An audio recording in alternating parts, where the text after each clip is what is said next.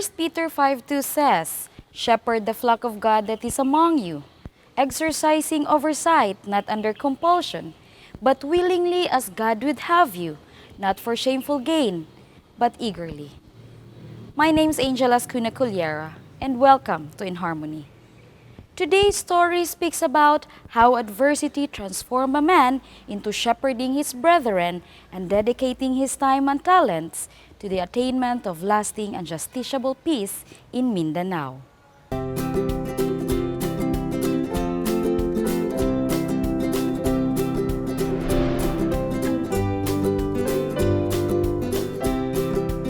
Adversity can be the seed for great transformation and achievement. For Kaloy Manlupig, the journey of 1,000 miles started with a desire to help farmers as a government employee. After experiencing what appears to be heartbreaking setbacks, he founded one of the most successful non-government organizations in the Philippines. Let us follow his exciting journey. I always consider Balay Mindanaw Manggod as a result of a desert experience. I had not so pleasant experience. I was regional director of DAR until 1994. And then since, land reform, land rights is such a divisive issue, there were I ran into problems with powerful politicians and landlords. And I decided to leave. And for the first time in my life, I was jobless. Wow. And then for the first time in my life, I realized that I had nothing. I had no money, really zero. So I started with a few friends. We started a very small business. We were like selling on consignment products of Maranao women, those hand-woven Maranao products. So we started selling on the sidewalks of Lingkatkay. Oh, wow. And that was about 1994, late 1994. And we called that store Balay Mindanaw.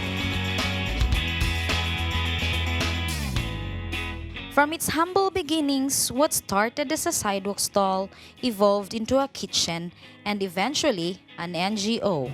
Balay Mindanaw has grown and achieved many significant milestones. The Sumilo farmers, looking back, actually, they helped us because we were a very young organization. We were looking for maybe more significant things to do. It was very clear to us that we wanted to work for equity, development, and peace. But how exactly?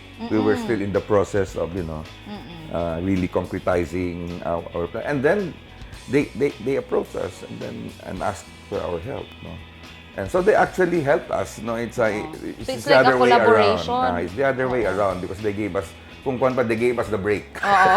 They gave us the break to seriously actually study mga kauban, agrarian reform, and then seriously and be brave enough to face the powers, no? Yan, very powerful Considering, ang di ba, kontra like, sa mga farmers. you mentioned earlier, one of the reasons you left your work was because you had like your share of disappointments with this mga who's who that's in the right, community. And here you are, helping these farmers again. So, grabe nga. So, without mentioning names, in fact, the mapalad farmers actually helped me prove that I was right, because the most powerful politicians who really made my life miserable in government were politicians from Bukidnon. Oh gosh. Okay. But because it was never in my mind to seek justice, to take vengeance. No? But the opportunity really not to take vengeance, but to prove to prove what is right. In 2003, a breakaway faction from the NPA called the Revolutionary Workers' Party or the Revolucionaryong Partido ng Manggagawa ng Mindanao were having exploratory conversations with government representatives. And after some time, the parties decided to formalize the conversation and elevate it to the level of a formal peace process. At the time, I didn't understand why they approached me and said, can Balay Mindanao help us set up this peace process? And then they told me, can you be the mediator in the peace Wow. process? Then I told them, why me? Why Balay Mindanao? We had absolutely no experience in peace building. Of course, in our vision is equity, development, peace. But exactly how? We didn't know at the time. And then they told me, yeah, exactly, we need we need Balay Mindanao because you have no formula, you have no biases, Yes. no, you have no stereotypes. So you can be very helpful in the peace process. And that actually opened the doors to our peace building work. Siguro po, sir, no, one of the reasons that those group came to you was because you had at the time as early on that bottom-up approach that government have adopted. So like Balay Mindanao is considered as a trailblazer in that. Yeah. And yeah, that was also one of my why I got excited to get involved in the peace process, because we can actually bring our technology of local participation to the peace process. So this peace process is the only peace process that has institutionalized community participation. Because peace processes are up there, no? Top negotiators, even outside the country, ang mga negotiation. This is the only peace process where negotiations are here, as in here, in this room. Wow. So honored. And the two parties signed an agreement to institutionalize local peace consultations. It's a big integral part of the peace process. Yeah. When they did that, I was so proud. See, we're the only ones in the Philippines that has that kind of this kind of peace process. And then we were told, no, that's the only one in the world. For their work, Balay Mindanao has received recognition from local and foreign agencies who have even supported the center in its community and peace-building efforts. We discovered that the best approach really is not to fight the enemy, but to be with the enemy, inclusive, to work with everyone. And that actually is now the key word in Balay Mindanao, partnership. So when we discovered partnership, so we started working really full-time in the barangays with this framework, with this paradigm, that no one should be excluded. In the barangay, nobody is an enemy. Katanan kauban diha sa barangay. So that started our brand of work, which is community-based, barangay-focused, partnership work. So we're offering that as a model, for people to consider, na there's nothing wrong actually. And in fact, that's a good investment because that will make the process irreversible. Because the life of the process does not lie on the negotiators.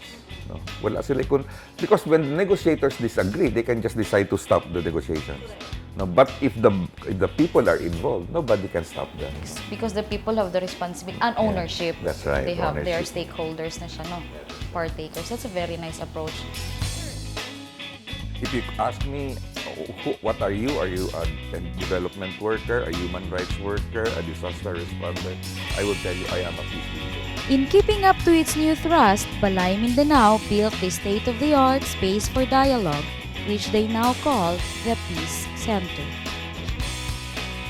When we started dreaming about the center, we had a name for it. We wanted to call this the SIAD Center, the Sustainable Integrated Area Development Center, because that was before we got involved in the peace process. And so when we transformed ourselves into a peace-building NGO, we said the most appropriate name would be the Peace Center.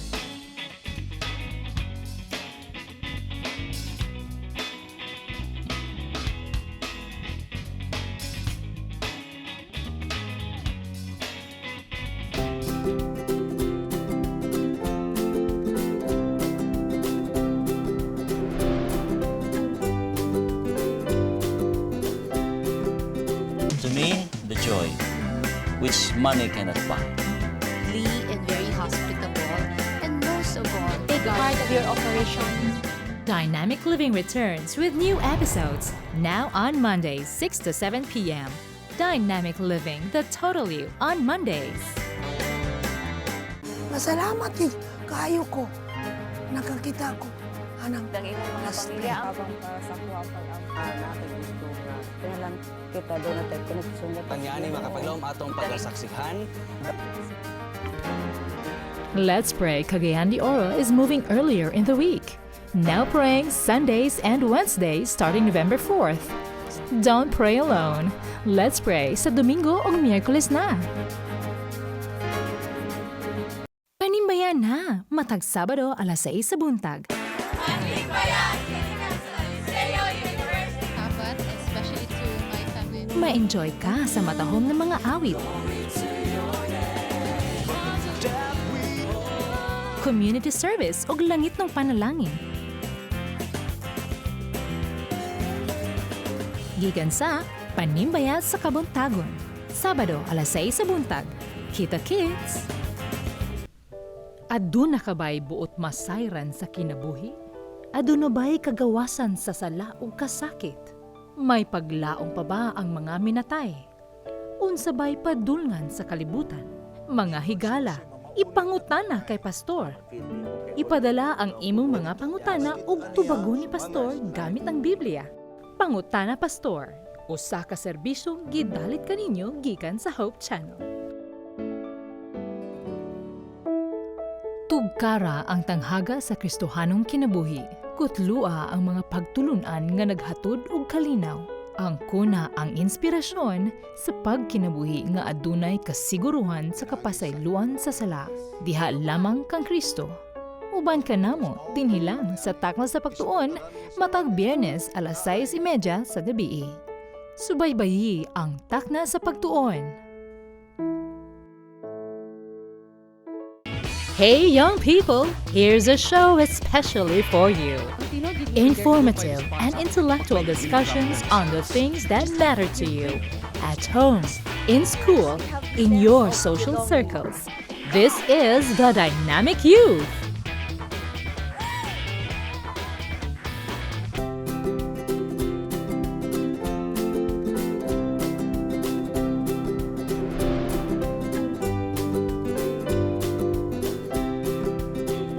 What started as an organization anchored on equity, development, and peace, and recognizing their role in the conclusion of peace agreement between a revolutionary group and the government, Balay Mindanaw Foundation Incorporated have since become a prime mover of peace building.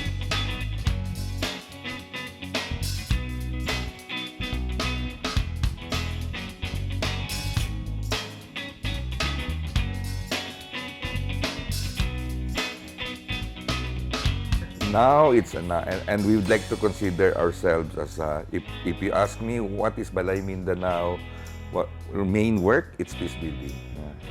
Although we're into local governance, we're into agrarian reform, we're into resiliency building, but really the anchor, the core is peace building.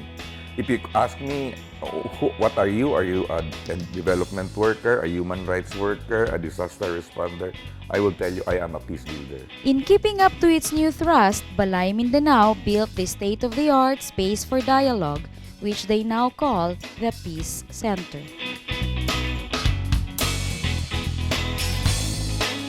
When we started dreaming about this center, we had a name for it. We wanted to call this the SIAD Center, the Sustainable Integrated Area Development Center, because that was before we got involved in the peace process.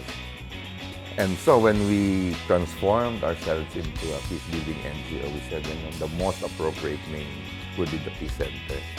So we have dedicated this Peace Center to the peoples and communities, tribes of Mindanao, as we journey with them in the pursuit of lasting, just peace in Mindanao.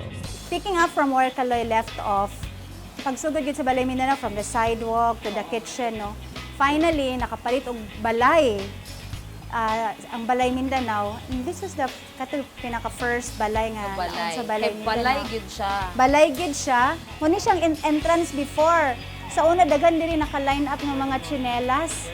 Kay ihubuon man ang tsinelas before magsulod. Oh, kay Balay man gid siya. Okay, balay siya. And then, pagka a few years, with God's blessing, no, naikaning bakante nga lote din sa Atbang, napalit. So, nakapalit og lote, and then, again, blessed by God, may nadawat nga pondo, nakapatayo og nakapatukod og building. Which is now the Which Peace is now Center. the Balay Mindanao Peace Center. Aside from housing the many NGO-related and administrative work, the Balay Mindanao Peace Center boasts of state-of-the-art facilities that can comfortably house live-in stay trainings and conferences from 50 to as much as 300 participants at any one time.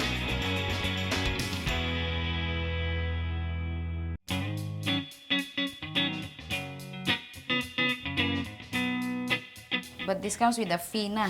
Oo, kung package, ang narite package rate, kung may kag-package rate, that means 3 meals, 2 snacks, the use of the function room, and accommodation. Katulad ganin. Kanina. Oo, lodging. 1,000 na siya Per per person. person. 3 meals, 2 snacks, the use of kaning lodging plus accommodation, ang use of the function room. Oo. Pero kung matulog, gano'n siya. Kung ang room lang. Kung kani siya, wala we consider this the private room. So, kung private room siya, 750. For the whole room. Regardless of, for the room, regardless of kinsay pilay matulog, isa raman siya or duha. 750 gid siya. But this can accommodate tulo. So, 750 lang gihapon. Pero basta, kani siya nga So, tag 250 mo isa. Mm-mm. The Peace Center has a roof deck that can accommodate around 300 people. A second floor main training area that can accommodate around 200 participants. The Ray Magno Teves Equity Development and Peace Hall, a resource center that is open to public. Ang reason nga kanang ga-remove ta sa tong footwears before entering the hall, para sa gisulti ni Kaloy, because we would like to believe that we are offering a space for dialogue sa tanan. So, isa ka symbolism ang pagtangtang sa atong mga footwears, nga atong gibiyaan ang atong posisyon, ang atong inhibitions, sa para pagsulod dito ready ta nga makig-istorya, nga mag-level off ta, equal ta, walay taas, walay ubos, walay mayor, walay empleyado, walay general, walay kuan. Kita tanan pwede makapagawa sa atong huna-huna o gibati. That's so nice. So mo na siya ang una. from, sige, No.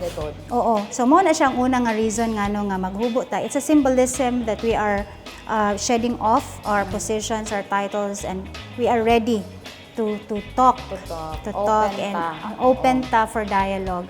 Ikaduha, gitan-aw nato siya nga tungod kay Pilipino man ta. It's our culture nga kung mobisita tag balay, we remove our footwears as a respect to kanang atong gibisitahan nga panimalay. Oo. Katulo. Para po limpyo pirmi. Para limpyo pirmi. Kato siya. Para dili ko kaayo hassle sa Oo. mag-maintain. Para dili kay haso pag maintain niya, pero limpyo atong hall.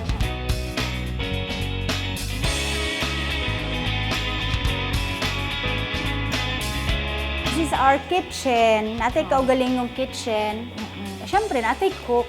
Oh, so kung naay mag-training, unya magpa-cater sa inyuhan na. Siya Dili magluto. siya. Dili siya iluto. Okay. And then, ang yung mention before nga ang inyuhang menu yes, ang atong is menu. special. Oo.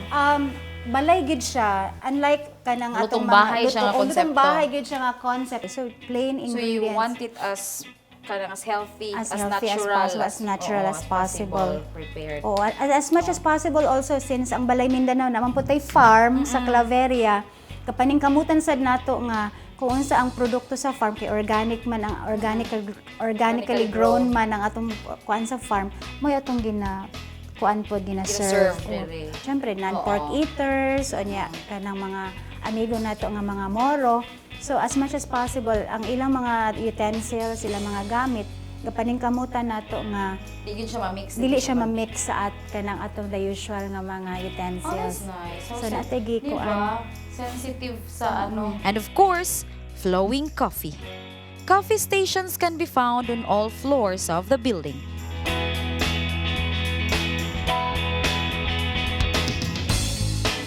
And because when we started, we were like, we had no money, so we were like a deprived organization.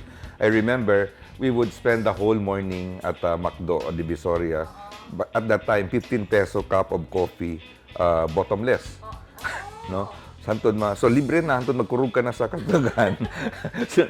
So we had no money for our coffee, so we would just invest 15 pesos per person per day, and that was, we would be having our meetings there the whole day at McDo. No? Now, and now we have some modest resources. We realize, of course, na coffee is a good stimulant for conversation. Yeah. Last question siguro nato ni Sir Kaloy, no? Kanang, you had 20 years. Where do you see Balay Mindanao like in the next 20 years lang sa ta? Ang kwan man god, ang idealist's dream is to be irrelevant, no? So how I wish, no, the day would come that people, partners would tell us, no, you fold up already because you are no longer needed, no? You have done your share. And for me, that would have been the greatest achievement, no? That means. Di ka na kinahanglan, move on. In fact, in our partner barangays, we always tell them, if you want to give us reward, nalipay mo sa among pag-uban kaninyo, the greatest reward you can give us is when the day would come that you would tell us, leave us alone. Yeah. Because we can already stand on our own.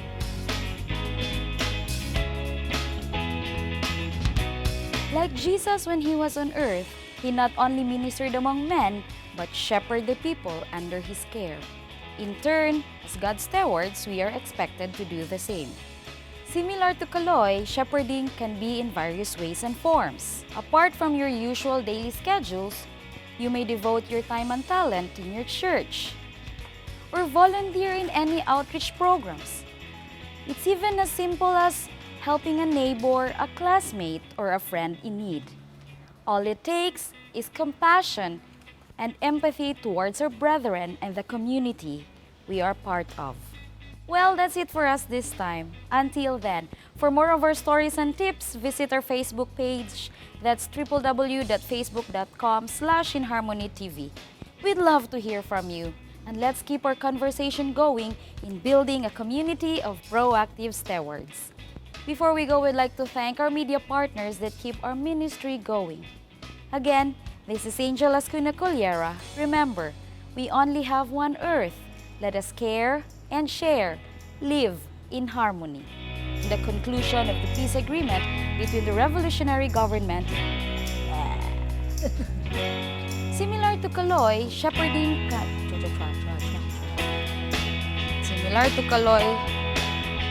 can be in various ways.